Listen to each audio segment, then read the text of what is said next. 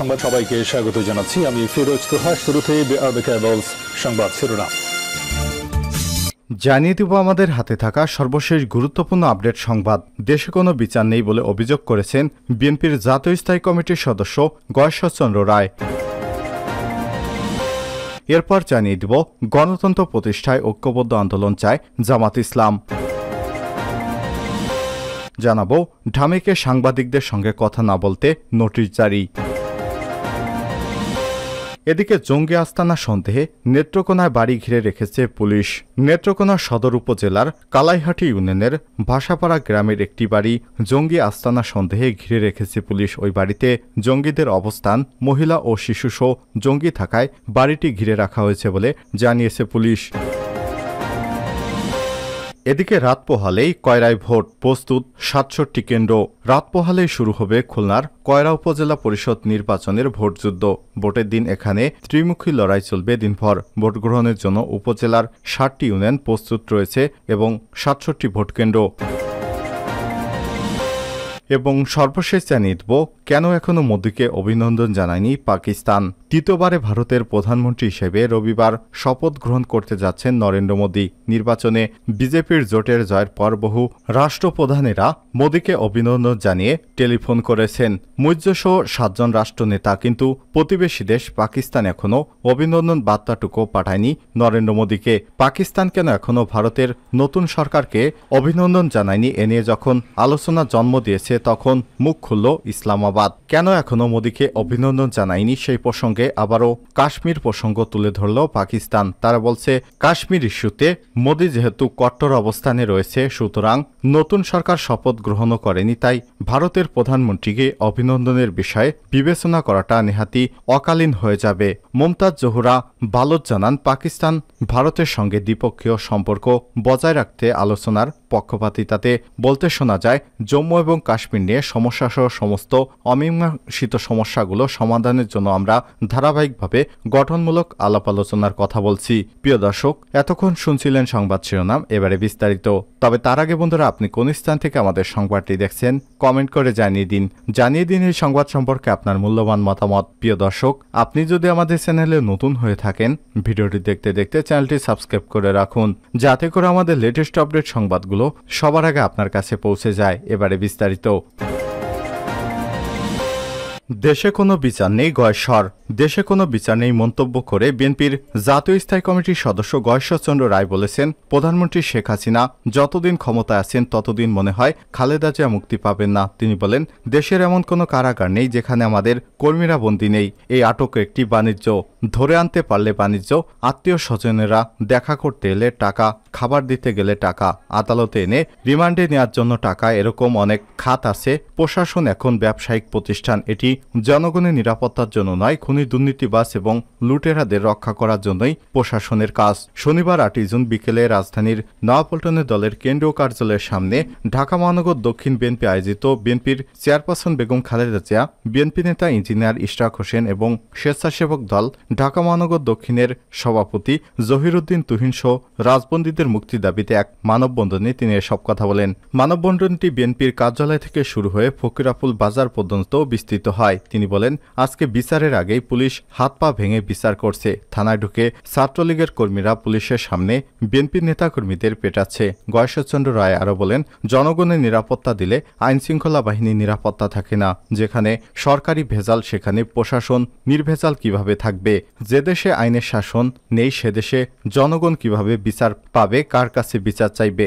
বিচারপতি স্বাধীন নয়, সরকারের বিরুদ্ধে রায় দিলে দেশ ত্যাগ করতে বাধ্য করা হয়। আপনারা জানেন, এর আগে প্রধান বিচারপতি এসকে সিনহাকে বাংলাদেশ থেকে কিভাবে দেশ থেকে বাধ্য করেছিল সরকার। তারপরও সেই বিচারপতিরাই তাকে সালাম দিচ্ছেন। এ সময় তিনি বলেন, আজকে যুক্তরাষ্ট্র কোনো রাষ্ট্র আমাদের দেশের কারো বিরুদ্ধে স্যাংশন দিলে তা জাতির জন্য লজ্জার, কিন্তু সরকার লজ্জা পায় না।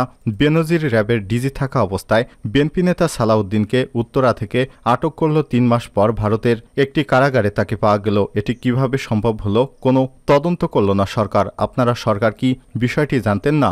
এমপি আনার হত্যা প্রসঙ্গে তিনি বলেন, আনার একসময় সর্বহারা পার্টি করতেন, আওয়ামী লীগে যোগদান করে মুক্তিযোদ্ধা হয়ে গেলেন। আনার যে খুন হয়েছে তা এখনও প্রমাণ করতে পারেনি, তার শরীরের টুকরো এখন পর্যন্ত পাওয়া যায়নি। আর যদি খুন হয়ে থাকে তাহলে তাকে খুনের দায়ে যাদের আটক করা হয়েছে, খুনিরা তো তাকে খুন করলো, তা কেন প্রকাশ করছেন না? এ সময় তিনি বলেন, প্রস্তাবিত বাজেট 4 লক্ষ কোটি টাকা রাজস্ব আয়ের কথা বলা হয়েছে। এ টাকায় রাষ্ট্রের কর্মকর্তা কর্মচারীদের বেতন হবে, জনগণের টাকায় বেতন হবে, জনগণের টাকায় খাবেন আর জনগণের উপর লাঠিসোঁটা চালাবেন। এটি একটি সীমাহীন বেয়াদবি। গরু মোটাতাজা করার জন্য চোর ডাকাত এবং লুটতরাজের মোটাতাজা করার জন্য এই বাজেট। রাজস্ব আদায় কিভাবে? উৎপাদন হ্রাস পেয়েছে, কর্মহীন যুবকের সংখ্যা বাড়ছে। তারপরও যদি রাজস্ব দিতে হয় তাহলে জনগণ না খেয়ে মরা ছাড়া উপায় থাকবে না।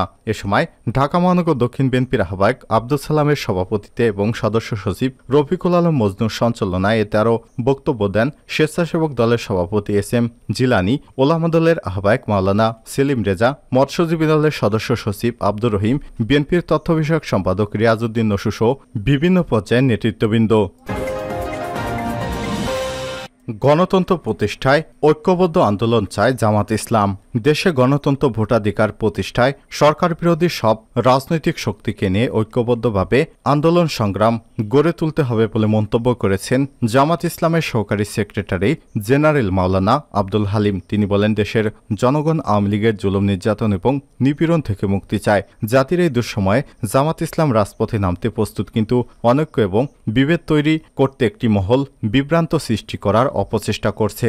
আন্দোলনে অনৈক্য বিভেদ সৃষ্টি হয়, কারোই এমন কোনো বক্তব্য বিবৃতি দেওয়া উচিত নয়। শনিবার 8 জুন দুপুরে জাতীয় প্রেস ক্লাবে বহুদলীয় গণতন্ত্র শয্যা এবং আজকের বাংলাদেশ শীর্ষক আলোচনা সভায় এসব কথা বলেন মাওলানা হালিম।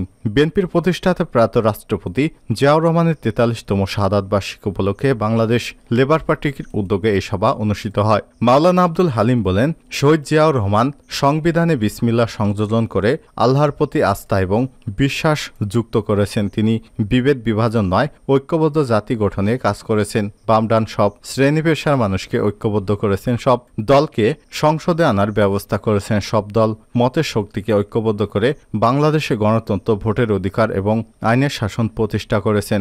বর্তমানেও গণতন্ত্র এবং মানুষের ভোটাধিকার প্রতিষ্ঠায় ঐক্যবদ্ধভাবে আন্দোলন সংগ্রাম গড়ে তুলতে হবে।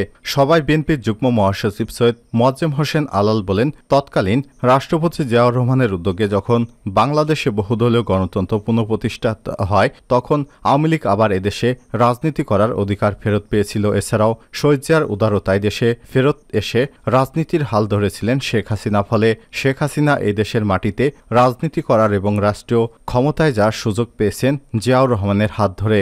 সভাপতির বক্তব্যে লেবার পার্টির চেয়ারম্যান মুস্তাফিজুর রহমান ইরান বলেন, যারা মুক্তিযুদ্ধ ও বাংলাদেশের স্বাধীনতায় বিশ্বাস করে না তারাই শহীদ জিয়াউর রহমানের বিরুদ্ধে বিষোদ্গার এবং বিভ্রান্তিকর বক্তব্য বিবৃতি দিতে পারে।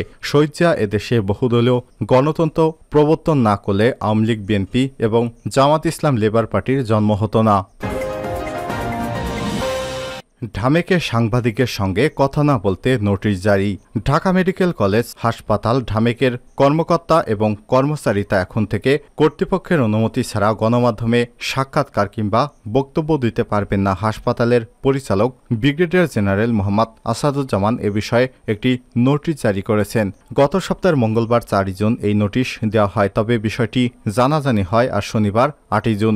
নোটিশে বলা হয়েছে, সংশ্লিষ্ট সকলের অবগতির জন্য জানানো যাচ্ছে যে ঢাকা মেডিকেল কলেজ হাসপাতালে আগত বিভিন্ন ইলেকট্রিক এবং প্রিন্ট মিডিয়ার প্রতিনিধিদের সঙ্গে হাসপাতালে কর্মরত কর্মকর্তা ও কর্মচারীরা কর্তৃপক্ষের অনুমতি ব্যতীত সাক্ষাৎকার বা বক্তব্য প্রদান থেকে বিরত থাকার জন্য অনুরোধ করা হলো। এ বিষয়ে ঢামেকে কর্মরত কয়েকজন কর্মকর্তার নাম প্রকাশ না করা সত্ত্বে সংবাদ মাধ্যমকে জানিয়েছেন। এর আগেও হাসপাতালে বেশ কয়েকজন পরিচালক এসেছেন, তারা এ ধরনের কোনো নোটিশ দেননি। বর্তমান পরিচালক এ ধরনের নোটিশ কেন দিলেন এ বিষয়ে আমরা কিছু বলতে পারছি না, এটার জবাব তিনি ভালো দিতে পারবেন। প্রসঙ্গত, এই চিঠিটি যেদিন পরিচালক ইস্যু করেন সেদিন ঢাকা মেডিকেল থেকে নবজাতক চুরির অভিযোগ পাওয়া যায়। এই ঘটনায় ভুক্তভোগীর বাবা একটি মামলা দায়ের করেন শাহবাগ থানায়। তবে এ বিষয়ে সাংবাদিকদের সঙ্গে ক্যামেরাম্যানের সামনে কথা বলেনি হাসপাতালের পরিচালক। জঙ্গি আস্তানা সন্দেহে নেত্রকোনায় বাড়ি ঘিরে রেখেছে পুলিশ। নেত্রকোনা সদর উপজেলার কালাইহাট ইউনিয়নের ভাসানপাড়া গ্রামের একটি বাড়ি জঙ্গি আস্তানা সন্দেহে ঘিরে রেখেছে পুলিশ। ওই বাড়িতে জঙ্গিদের অবস্থান, মহিলা এবং শিশুসহ জঙ্গি থাকায় বাড়িটি ঘিরে রাখা হয়েছে। শনিবার 8 জুন দুপুরে প্রাথমিক তল্লাশি চালায় পুলিশের একটি বিশেষ টিম। এ সময় একটি ভারতীয় পিস্তল, 17 রাউন্ড গুলি এবং একটি ডামি AK-47 বন্দুক উদ্ধার করা হয়েছে। এর আগে শুক্রবার 7 জুন রাতেই গোপন সূত্রের খবরের ভিত্তিতে শনিবারে এই অভিযান চালায় পুলিশ সদস্যরা। তবে বাড়ির ভেতরে বোমা থাকতে পারে এ ধারণায় ময়মনসিংহ থেকে বোমা ডিসপোজাল ইউনিট এসেছে। স্থানীয় লোকজন জানায় ওই বাড়িতে মহিলা এবং শিশু রয়েছে। পুরুষ জঙ্গি থাকতে পারে বলেও ধারণা করা হচ্ছে। নেত্রকোনার পুলিশ সুপার ফয়েজ আহমেদ ঘটনাস্থলে থেকে জানান, বাড়ির মালিক হোসেন অবসরপ্রাপ্ত ইঞ্জিনিয়ার ডক্টর আব্দুল মান্নান। তার বাড়ি নেত্রকোনার আটপাড়া উপজেলার শরমশিয়া ইউনিয়নের নোয়াপাড়া গ্রামে। তিনি গাজীপুরে থাকেন। তিনি আরও জানান, 2 বছর আগে বাড়িটি আরিফ নামের এক ব্যক্তিকে ভাড়া দেওয়া হয়েছে, তবে তাকে এখনো পাওয়া যায়নি।